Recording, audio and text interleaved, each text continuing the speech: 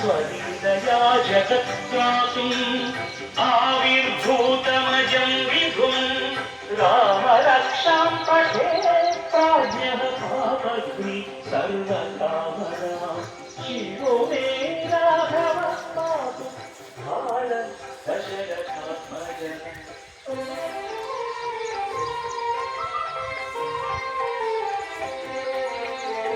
कौसल्येयो दुषं पातु विश्वामित्रं प्रियं यति प्राणं पातु मखत्ताता मुखं सौमित्रिवत्सलः जिह्वां विद्यानिधिः पातु कण्ठं भरतवन्दितः स्कन्दौ दिव्यायुधः पातु भुजौ भग्नेशकानुकः करौ सीतापतिः पातु हृदयं जामदग्न्यजित्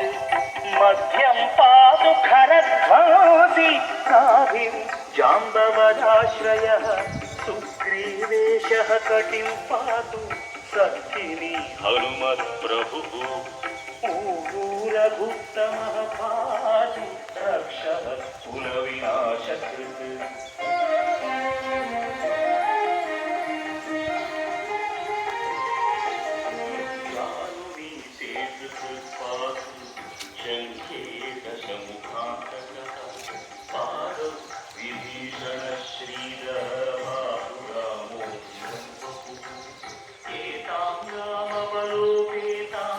रक्षाम्य सुकृति पठे